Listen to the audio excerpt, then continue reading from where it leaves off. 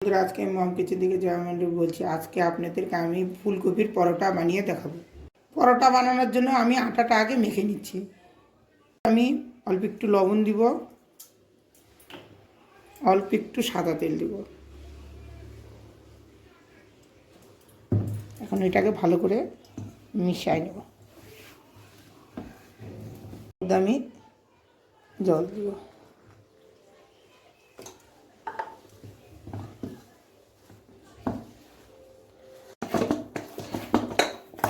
আটটা মাখা হয়ে গেছে। আটাটা একটু আমি নরমই মেখে নিয়েছি, এরকম নরম সফট। জিনিসটা রুমাল দিয়ে এটা আমি ঢেকে রেখে দিব যাতে শক্ত হয়ে না যায়। পরোটা বানানোর জন্য আমি এইভাবে ফুলকপিগুলা গ্রেটার দিয়ে কেটে নিয়েছি। এখন এর মধ্যে আমি ধনিয়া, জিরা, মৌরি একটু ভেজে এরকম হালকাভাবে ভেঙে নিয়েছি। এর মধ্যে অল্প একটু ধনিয়া পাতা কুচি,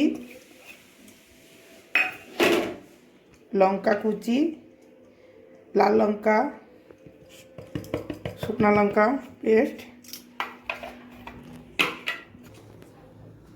অল্প একটু আজওয়াইন আমি এইভাবে হাত দিয়ে একটু ডলে নিব।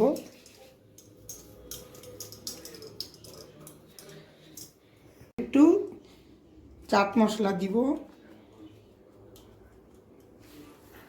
অল্প একটু লবণ দিব। লবণটা আমি একটু পরে দিলাম, জল উঠবে বলে। কারণ হালকা হাতে এটা মেখে নিব, হালকা হালকা হাতে এটা মেখে নিচ্ছি। এইভাবেই আমি সব মশলাগুলো দিয়ে মেখে নিয়েছি। এটা আমার হয়ে গেছে। দেখব আটাটা সুন্দর সফট হয়েছে।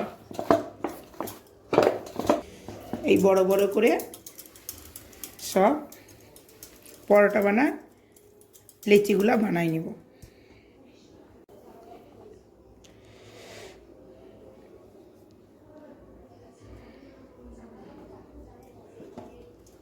হালকা হালকা করে এটা বেলে নিব, হালকা হালকা করে। এখন এর ভিতরে ফুলকপি স্টফিংটা বেশি করে দিয়ে এখন এইভাবে মুখটা এইভাবে নিয়ে এইভাবে গোল করে হালকা হালকা হালকা হালকা করে বেলে নেব। এটা বেলা হয়ে গেছে, গরম হয়ে গেছে। এখন আমি তাওয়ার মধ্যে এই রুটিটা দিয়ে দেব।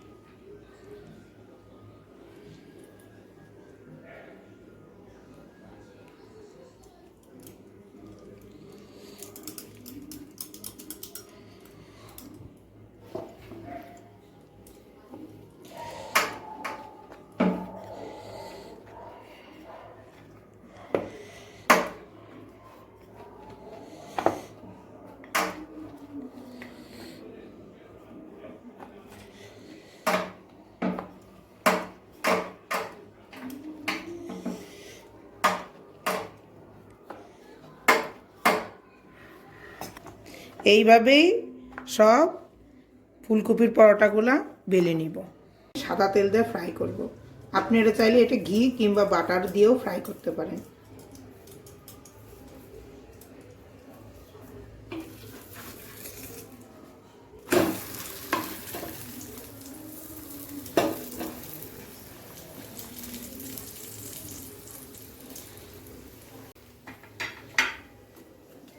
একটু চেপে চেপে এইভাবে করে দিব।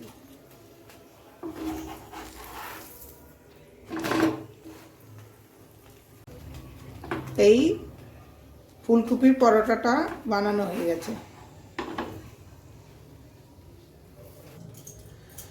এখন আমি আর একটা ফ্রাই করে নেব।